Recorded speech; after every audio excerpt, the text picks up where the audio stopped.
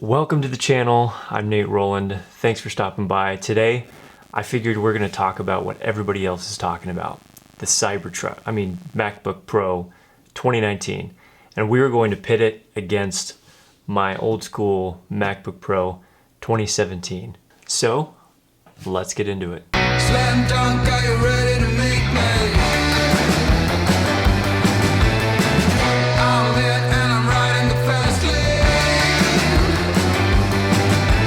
Don't let me down, Alright, so I'm not going to deep dive into all of the nitty-gritty specs of this new machine. There's plenty of other videos that are already doing that. Just a very quick overview of the upgrade of the 2019 MacBook Pro. It's got an escape key. It's got a new keyboard.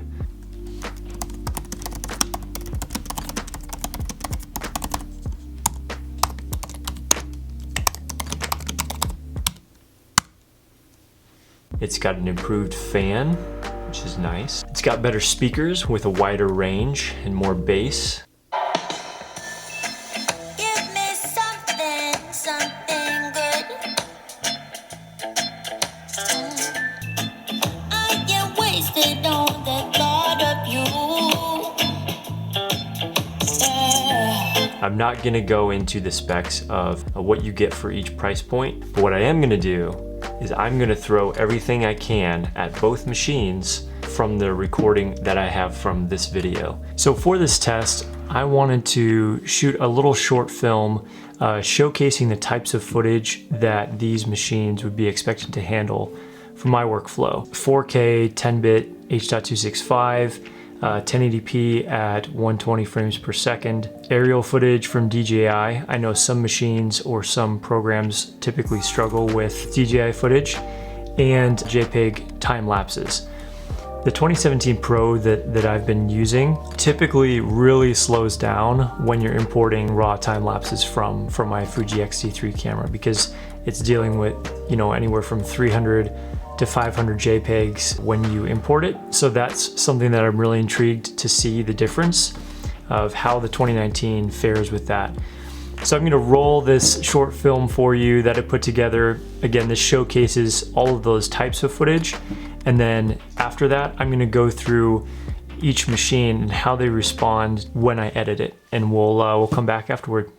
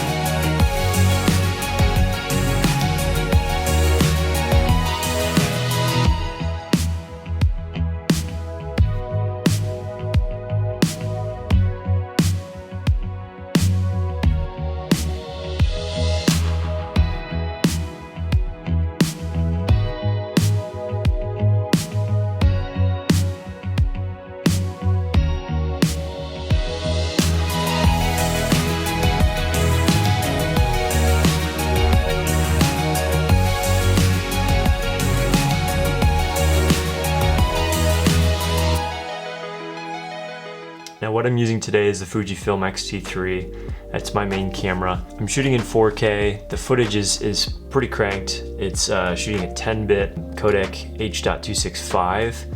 So it's pretty hefty footage, and I'm gonna be taking it from the camera, putting it into both of these machines, and essentially editing both timelines, color grading with stabilization, and just see the render speeds and be able to compare the two. Which one is better at just brute force editing. Okay, so I went ahead and started with the time lapse, and let's just see how quickly this takes. So I've imported about 400 pictures, 400 JPEGs for a time lapse, and right here is the render speed.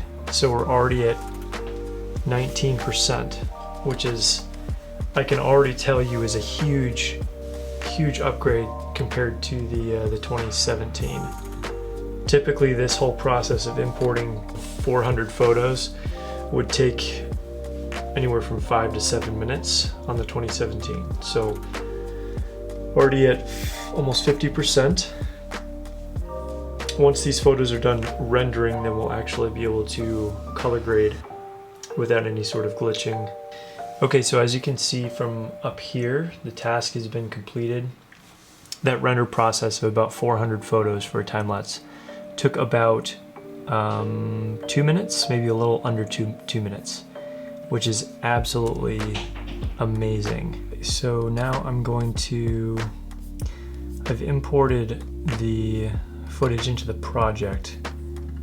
Now I'm essentially going through and importing all the Fuji X-T3 footage, which was all shot in 10-bit, either 4K or 1080p at 120. So now I'm going to go through this and chop everything up.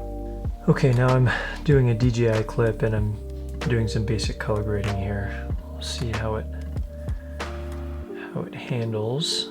Just did some pretty basic color editing. Brought out the highlights, brought down the lows, added some saturation, and it seemed to render in real time, so not a problem at all. So now I'm going to apply some stabilization to the footage just to see how quickly it renders here. And I'm just doing the automatic method. So render speed, I mean, it was done in less than 10 seconds. Another stabilization test, rendering, and it's done. I mean, that's absolutely amazing compared to the 2017.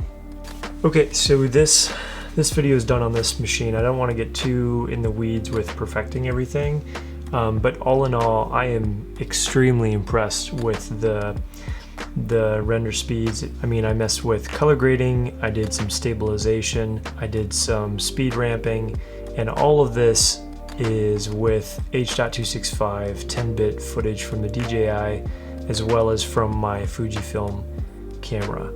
So A+, very well done. Already I imagine it saved me a lot of time.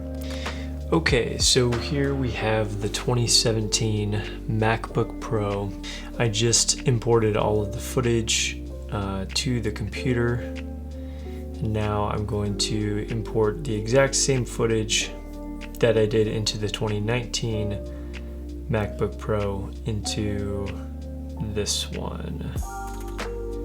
So we've got all of our photos. So now we just drag and drop. 429 photos. All right, so as you can see, we dropped all of those photos into the timeline and we are only at about 5%. So same number of photos I dropped into the 2019 Pro. Around this time, the 2019 was probably around 30%, 40% rendered, and this is only at 8%. So as you can see, I think the biggest improvement the 2019 has over this is the massive overhaul of the graphics card, the 5500 Radeon. So that's obviously going to lend itself to better performance, faster performance with these particular type of tasks. So let's get some stabilization in here. I'm going to stabilize this clip. Check out the render speed. I was really impressed with how quickly the 2019 was able to render stabilization. This task is still being transcoded. It hasn't even started rendering yet. There we go. So it's at 2%.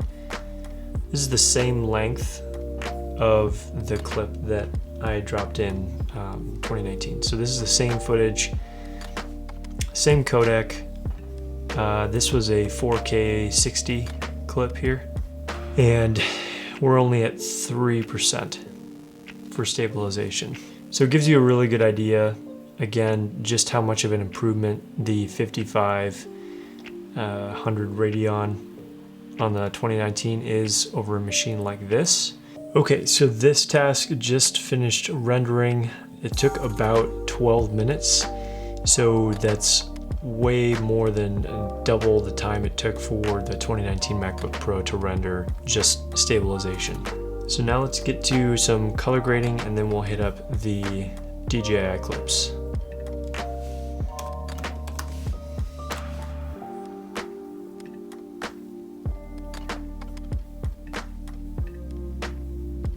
Now that we have this video tested and edited with time-lapse footage, stabilization, and color grading, we're going to go ahead and export. See how long it takes. Again, we're exporting as simple codec H.264. It just finished exporting. It actually didn't take as long as I thought it was going to. Still though, slightly longer than the 2019 Pro. Well, that's all I have for this week, everyone. I hope you enjoyed it. Click that like button if you did. Leave a comment and I'd be happy to interact with you. And if you really, really loved it, hit that subscribe button. That helps me out. If any of you are curious about some of the gear that I use, I'll go ahead and leave links in the description below. Go ahead and check those out if you'd like. And stay tuned for the next video because next week is going to be another good one. As always, thanks for watching, thanks for tuning in, and I'll see you on the next video. Cheers.